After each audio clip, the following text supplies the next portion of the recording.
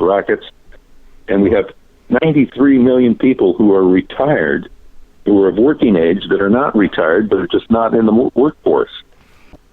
Inflexible, they're running everything, trying to imagine running an entire country through a giant monopolist. A new silver company for investors, with Keith Neumeyer agreeing to become a major shareholder.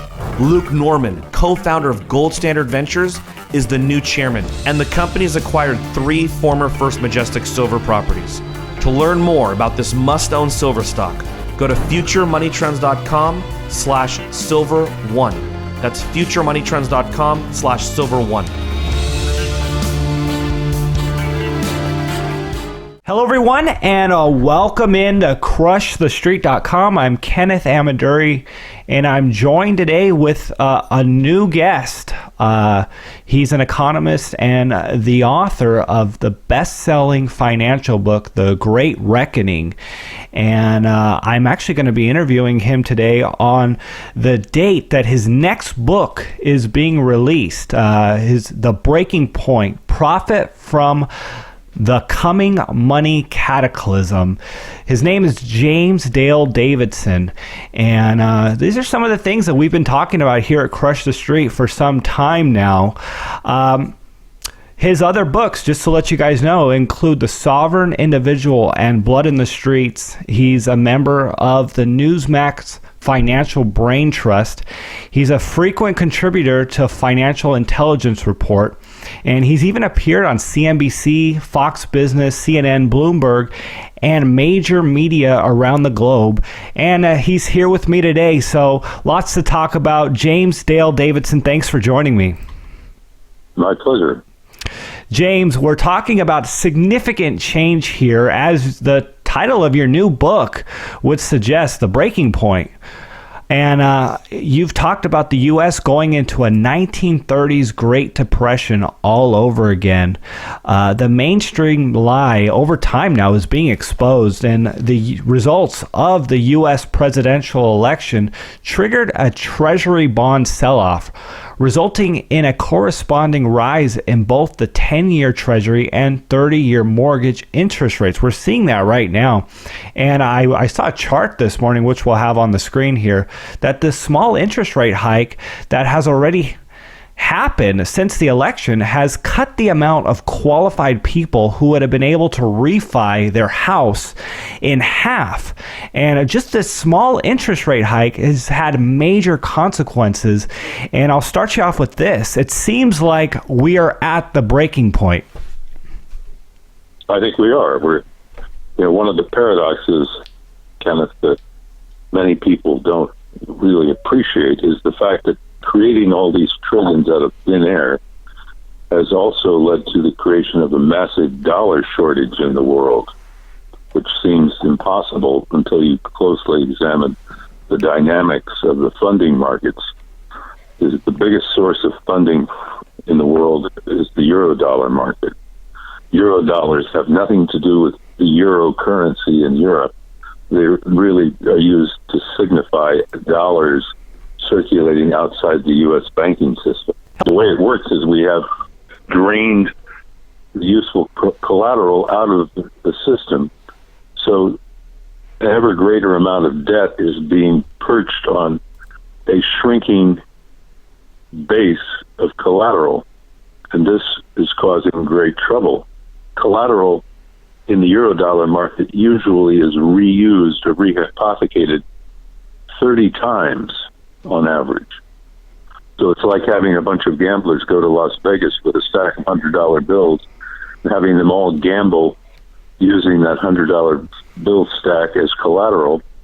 If one of them loses money, eventually the collateral will be seized for the default, and then the whole rest of the thing can't be funded. And that's where we're standing now. We've got $9 trillion that have been borrowed by companies in the emerging markets that normally do not earn dollars. They have to use their local currencies to convert to dollars in order to repay their debt. And this is becoming increasingly difficult because one of the other things that happened when Trump was elected is that the emerging market currencies crashed. In fact, I told my close friends and associates that the way to play the Trump election, which I was sure he would win, was to sell short the Mexican peso, which was a proxy for all the emerging market currencies. And you could have picked up $42,500 overnight for every $1,000 you risked. Wow. And one friend of mine who's a billionaire put $250,000 in it. Wow. So he's even more of a billionaire than he was. But, well, James, explain this to people a little more here, because it's confusing, because we've seen the government react to printing lots of dollars since the 2008 crisis. You know, the balance sheet of the Federal Reserve has expanded, all this QE and money printing. It's hard to wrap your mind around why there's a shortage of dollars, but you did explain it. It's that debt has been expanding much faster than new money creation, but I'd like to get your thoughts on that a little more. Well, let me give you a couple of examples, some of which I've highlighted in the book. The money that was borrowed by these companies in emerging markets was put to use in many cases to increase capacity. And this meant that, for example, in China, between 2011 and 2013, they used more cement than the United States used in the entire 20th century. So people were scouting the world looking for cement, and they dug deeper to find it. They went to more remote places. They had to build railroads in Africa to bring the raw materials to the Chinese. And then they used it to build empty cities. Right now in China, they have the equivalent of 27 empty New York cities, apartment, office spaces that are completely empty. Wow. Now, you can't make much money out of an empty New York City. I mean, if somebody said to you, Kenneth, we'll give you New York City as a real estate holding, will you take it? You'd certainly say yes, but then suppose they said, and by the way, we're giving you an empty version of New York City. You have to support all of the overhead costs and the electricity and everything, but there's nobody there. There are no customers. So obviously this is not going to work, and that creates deflation. But the same thing is going on in a financial sense, and this is something that's very hard to see because most people don't know anything about the euro market, the euro dollar market, not the euro currency, the euro dollar. We remember that President Trump has promised that he was going to bring back some of the trillions that were offshore that American companies have earned overseas and have sequestered outside of the United States because they didn't care to pay the world's most punishing corporate tax rate, which they would owe if they brought the money back. So Trump has quite sensibly said, well, we're going to lower taxes and get people to bring this money back and put it to use investing in the United States. So far, so good. It sounds like a good idea. And it is, as far as it goes. But what it overlooks is the fact that the euro dollar market is already suffering from illiquidity. And if you drained trillions of dollars out of it, you would accelerate the collapse of this mountain of trillions of dollars of debt that have been built offshore on U.S. dollar terms. And how does that trickle into the U.S. here? I mean, is it, you're saying we're essentially screwed either way?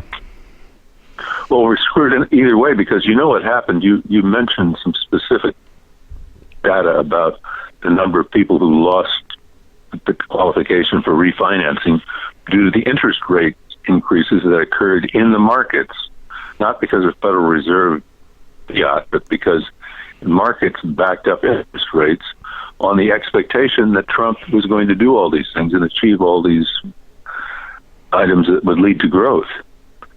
I don't understand why Wall Street was so opposed to Trump if they think he was such a Superman that he could do all these things. But immediately he got elected, they changed their minds, and now they're totally gung-ho about Trumpflation. But the point is, he's not going to be able to change this whole system because doing what he wants to do to create growth will, in fact, stop it in its tracks. I point out in the breaking point that we've had a sort of regular pattern of recessions or downturns or bubbles bursting at the end of two-term presidencies. And in fact, if you go back to 1912, every time we've had a new president elected to replace an existing president, you've had a collapse. A recession began within 12 months of the new president taking office. Well, I mean, that's unfortunate because I tend to like Trump as an outsider and doing the things he does to shake up business as usual. And I mean, he's the latest news that he canceled Boeing's latest order to upgrade Air Force One, which would cost the taxpayers more than $4 billion. And him saying no to this, what he's calling basically a rape job to the people. People like that, and it seems like a good shakeup. I like it. Yeah. Well, we know, but as you're pointing out, we know he's facing a huge mess in front of him. And one of the things that you said in the book is that the next U.S. president will confront the greatest economic collapse ever faced by the country. And, it's unfortunate that it's going to fall in the lap of someone who is an outsider and seems like he's shaking things up. Your thoughts? Well, I agree with you, everything you said. I think it is unfortunate. I think Donald will take the burden of the blame because whoever's there when the music stops always gets the credit or the lack of credit for whatever happened. If it's a negative thing, people say, well, it's Trump did it. And, the Federal Reserve is probably going to increase interest rates coming along pretty soon because they were holding off trying to keep the Hillary and the Democrats in power. The Federal Reserve is the last bastion of Democratic Party power in the U.S. institutional framework. The Senate, the House are controlled by Republicans, and Trump will be in the White House in January. So the Federal Reserve has 5 governors, the chairman, vice chairman, and 3 others who were all appointed by Obama. And they generally do what the political winds suggest if they're being very concerned about their jobs, which I don't think they need to be because I doubt any of them will be reappointed. They might try to do what they think Trump wants done, but I think they're more likely to do what Obama wants done. So I think that they will now probably raise rates and they will accelerate the advent of a recession that will be blamed on Trump. So possibly the Democrats can recapture part of the Congress in 2016. Sure. And it does seem like a very likely scenario. James, one of the themes in your book is that the United States is going the way of the Soviet Union. And I'd like to kind of get your perspective on this and what led you to this conclusion. Well, I'll tell you, I came to the conclusion that the Soviet Union was going to collapse, Kenneth, in the mid-1980s. And I started talking about it.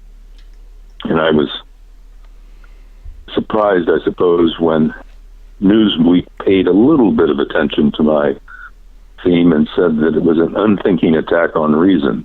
I love that. I thought, well, wow, that's such a ridiculous comment that I've got to frame it and save it. And then on the 25th of December of 1991, the Soviet Union ceased to exist.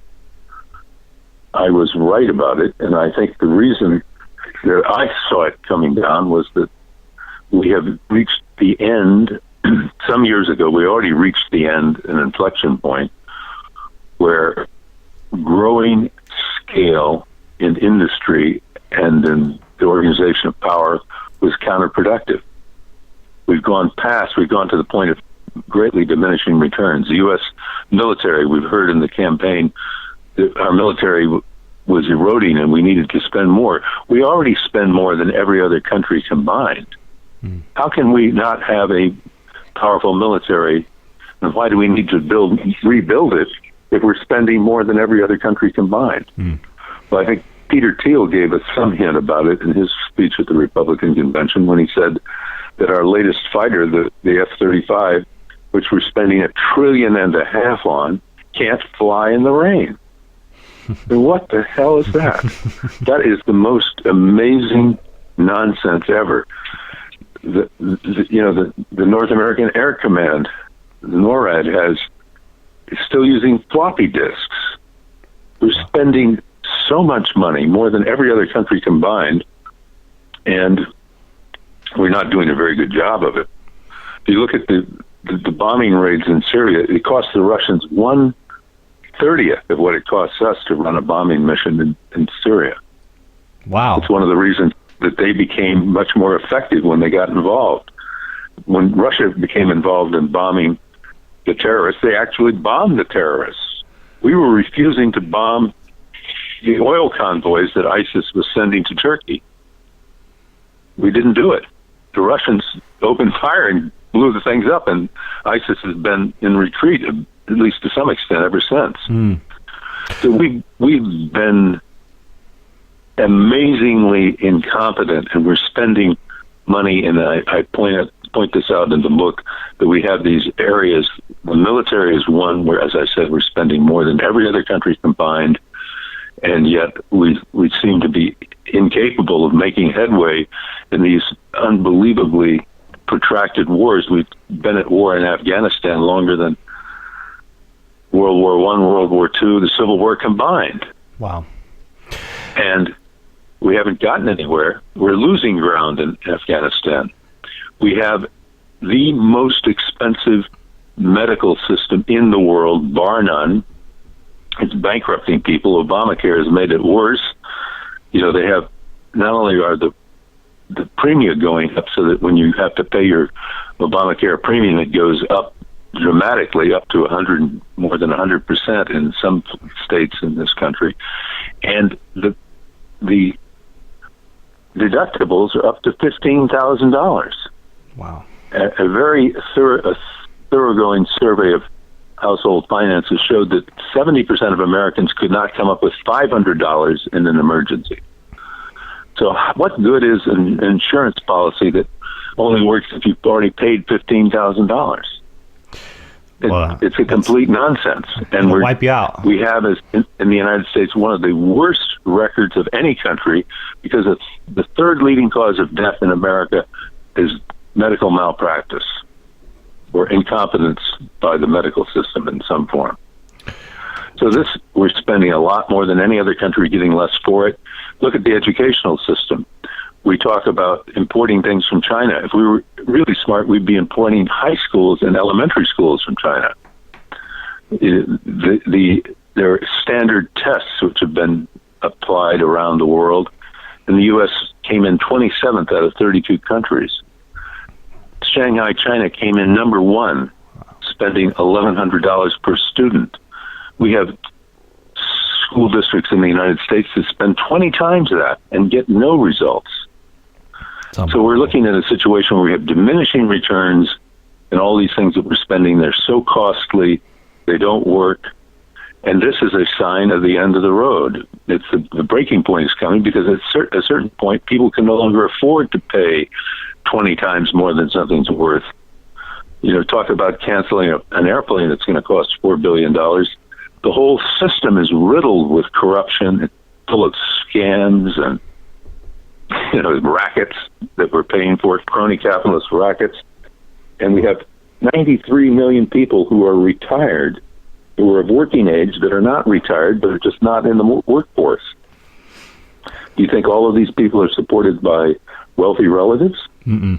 Not a chance. You're supporting them. And how in the world can you do that? You'd probably have a hard enough time supporting your own family. Sure. So we're doing it by spending money out of an empty pocket. We've reached the stage which the Soviet Union reached before we did, because they were more inflexible. They were running everything, trying to imagine running an entire country through a giant monopolistic holding company. Where you have like an electric utility armed with nuclear weapons. Well, that's what the Soviet Union was. It didn't work. And equally, we've reached the stage where we're trying to run everything through this centralized, expensive system is much less effective and efficient than running things at a smaller level. Sure. James, one of the things that I try to tell people, especially, when trying to break through the leftist mainstream agenda BS, is that you cannot reward non-productive behavior. And that's what we've done for years and years and years. And that's why the U.S. has come down so far over the last 50, 60 years. And other countries have risen up and caught up in many, many cases. And we're reaching that breaking point. I couldn't agree with you more there. One of the things you brought up just now was talking about ISIS and Syria. And I want to get your thoughts on this with Trump, in regards to Trump, him being an outsider and him actually pointing out the fact that the Clinton administration, or Obama administration with Clinton there as Secretary of State, have failed to a large degree, in the Middle East, and, have fought ISIS with one arm tied behind their back, and in many ways enabled ISIS. And I want to get your thoughts here as to how do you think Trump is going to handle the Middle East and, relations with Russia? And, many are concerned about Trump being a hothead and starting nuclear war. Do you believe that? No, I don't. I think he's much less likely to start nuclear war than Clinton would have been, because she wanted to go in and attack the Russian Air Force in Syria, which sounds to me like a much more likely way to cause World War III than to say to somebody, look, we would like to have good relations with you. Why don't we cooperate in trying to obliterate ISIS, which Russia is all for doing? I think that the biggest key to this whole thing is that you have to remember that most of the policies that would have been followed by Clinton were a continuation of the existing scams. And one of those scams we talked about earlier when you mentioned Trump's promise to cancel this $4 billion upgrade of Air Force One. This so-called deep state, who are the crony capitalists with guns, have been doing what they described during World War I as acting as the merchants of death. They want to create conflicts, and when the Soviet Union collapsed, they lost a big rationale for having huge military budgets, but they found a new one in terrorists, and they've been creating terrorists and inculcating more terrorists around the globe through these absolutely mind-numbing and incompetent military interventions. All you have to do is think about what we did when we went into Iraq, which is the key to the start of ISIS. The U.S. came in, they seized Iraq, and then said to the Iraqi generals, "You're fired. Your pensions are taken away, and you will never again get a job in Iraq. And oh, by the way, you can keep your guns." Huh? I mean, how stupid was that? And if you look at the detail of who runs ISIS, about 100 of Saddam's former generals are the top commanders in ISIS. And they're the ones who personally kept the oil revenues that they got from stealing the oil in Iraq and Syria and running it up in trucks to Turkey, where the son of the Turkish president was helping them launder it. Now, this is true. Iraq was the incubus for ISIS. We created it, and Obama and Hillary Clinton made it even worse. You know what she did in Libya? She was so proud of the fact that she destroyed Gaddafi's regime and replaced it with total chaos and anarchy, with ISIS now having a foothold there, and they're now in 30 countries. I mean, we spread it all over the world. We don't want to win. The military-industrial people do not want to defeat these terrorists, because if they did, there'd be less rationale for spending vast amounts of money for nothing. I mean, just think of it. Even Bernie Sanders was in favor of the F-35 fighter. You know why? Because they've been building these things. They've already purchased hundreds of them, but they don't fly in the rain. They don't fly at night. They have to be retrofitted at great expense, and that's where the 1.5 trillion is coming in. But they put the design center for figuring out what to retrofit and how to do it in Burlington, Vermont.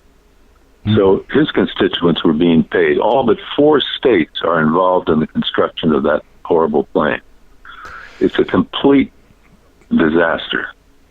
Wow. Totally ridiculous.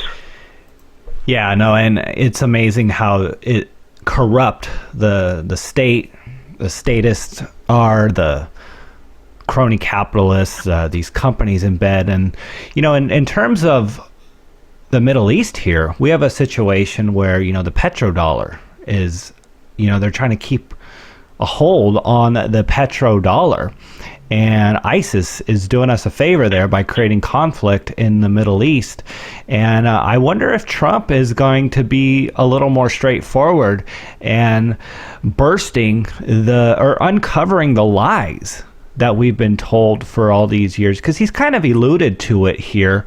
But I wonder if how he'll go around, with his political talk in exposing the lies of many, many generations here, at least of many presidents. Well, I think Donald will, because talking to him, he's certainly not in on the gag. I mean, you only have to remember what he said in the New Hampshire primary when they were talking about 5% unemployment, now down to 4.6 supposedly. He said, only dummies believe that. He said, do you think we'd be having rallies like this if there were 5% unemployment? Absolutely not. It's all a bunch of lies. And this is another strong parallel with the final days of the Soviet Union. Because they were claiming, the month the Soviet Union collapsed, they were claiming 3% growth. But when the music stopped and they looked into it, at the end of the day, after the Soviet Union was gone, they saw that they had a deeper decline than the U.S. had in the Great Depression, and they were just lying about everything. And that's what Obama's been doing. His unemployment numbers are complete fictions. They have an algorithm that they built up during the Reagan days, which is called the birth-death model. You've probably heard of it, right, Kenneth? That's where they say, well, a certain number of companies must have come into existence during this last month, and they created all these new jobs. And maybe some companies went out of business, maybe not, we don't know. So they don't count the companies that are going out of business. And during Obama's entire administration, more companies have gone out of business than were created. But they continue to add thousands of jobs, more than 100,000 jobs every month. They're complete fictions. We just had recent numbers that showed that productivity has been plunging for the last 2 months. Well, guess why?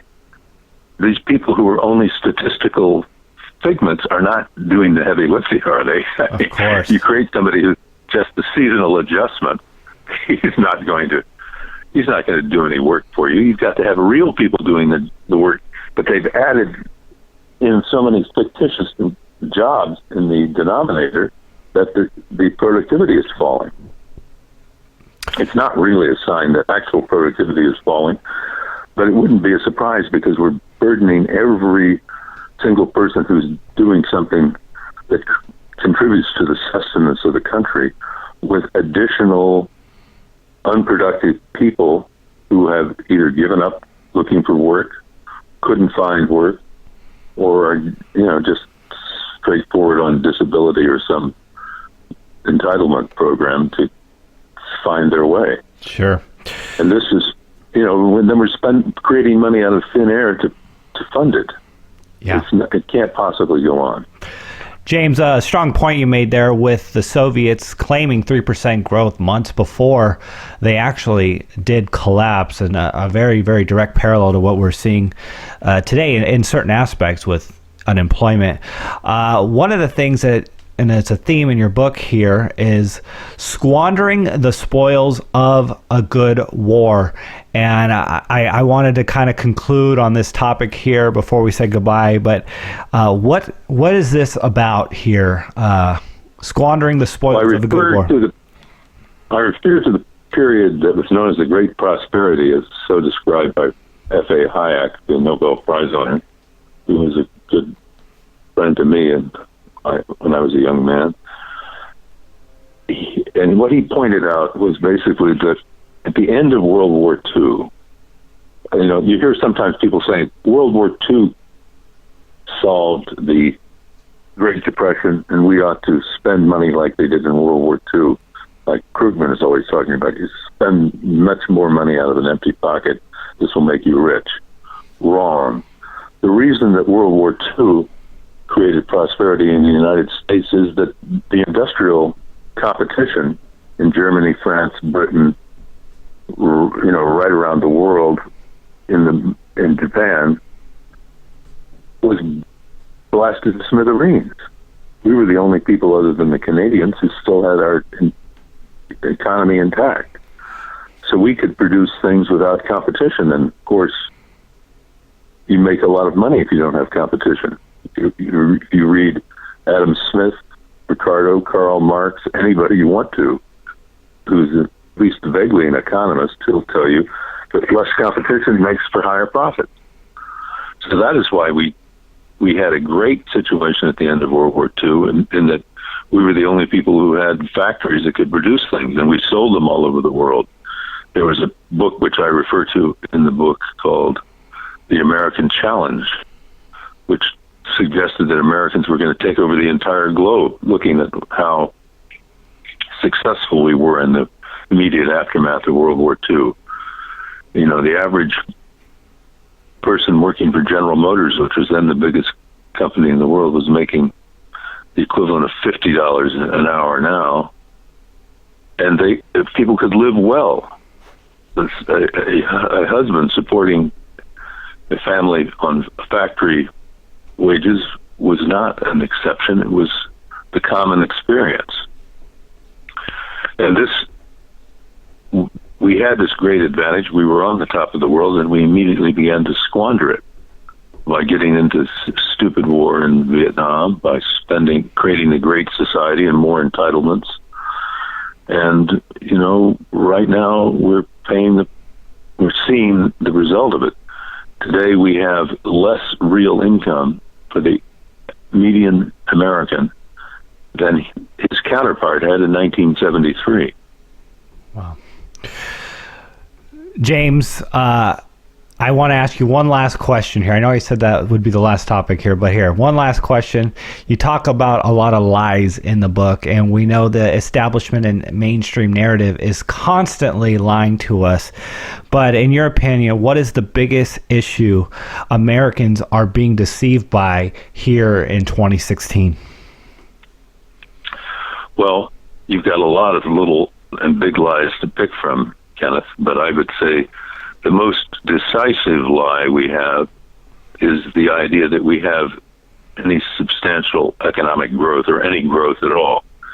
And I think that part of this is just a methodological lie where we spend a lot of money out of an empty pocket and we count that as growth. This is money that has been borrowed against the future. The government's 43 cents out of every dollar the government spends is either fetched out of thin air by the Federal Reserve or it's borrowed and then it's monetized in some fashion. So there is no real growth. You think of it this way. If you borrowed a lot of money from your father-in-law and spent it, you would not have to pay income tax on the money that you borrowed because it's not really earned. You didn't earn any money. It's not income. It's just debt. So you're running up an obligation to pay back your father-in-law, and you better hope that you stay on good terms with his daughter because you're going to be in big trouble, right? And we're in a situation where we think we've had growth for many years, but I look at a couple of indicators which are much more dependable, which is the energy input in the economy. Today we're using less energy than we used in the year 2000. And this is a sign that our economy has stopped growing in real terms. But we have also created $43 trillion worth of paper wealth that didn't exist in the year 2000, and that's fictitious wealth or wealth that's transitory. That if you have some of that paper wealth, I suggest you convert it into gold in a timely way, because eventually, when the music stops and all the counters are added up, as there was a Kenny Rogers song, I think. There's a time to hold up. There's a time to fold up. A time to count your money and a time to run. So we're getting close to the time to run. And I think people need to be alert to what's really going on. We're being totally misled by the establishment narratives. And we hear all this rubbish about fake news. Most of the fake news is just repeating government handouts and saying what the establishment wants people to believe. If you read the New York Times, you'll be completely confused about and take it seriously, about what's really going on. It's just a bundle of lies. It's like Pravda was in the old days before the Soviet Union went. Wow. Well, that's some great concluding thoughts there. Everyone, this is James Dale Davidson. His new book out today, The Breaking Point, Profit from the Coming Money Cataclysm. James, any last words you'd like to share with our audience? And we'll be sure to have the book in the description area for people to link to if you do want to pick it up, and I suggest people pick it up. I've had an opportunity to go through it. Great work, and as you all can tell by listening to him, he's a very, very smart guy. So James, any final thoughts here? Yes, I have this thought, which is that no matter how gloomy I may sound to you, I'm not really gloomy. I think I'm being realistic, but I also know that along with realism, there is opportunity and there's hope. And I give examples at the end of the book of people in the dark ages who made money and became wealthy when they understood the situation they were in and were enterprising. There's always an opening for enterprising people. And I think that the big surprise at the end of the day is going to be that we're probably due for another era of freedom. Not instantly, but a lot of these controls and things that are consequences of big government are going to go away. They won't last forever. And things that don't pay their way eventually can't stand the test of time. And big government basically doesn't pay its way. That's why all around the world, government pensions are bankrupt. They're looking for ways of cutting back on medical insurance and the provision of services that government does, because they don't pay their way. And you have to find new ways of doing things that do support themselves, new little communities or opportunities for survival.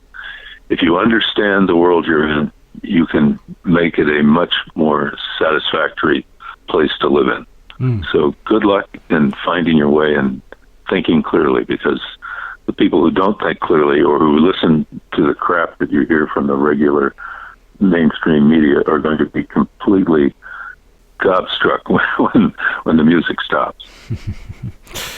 Well, I like the way you put that, sir, and I do appreciate you taking the time to come on the show. James Dale Davidson, everyone. Take care, sir. All the best.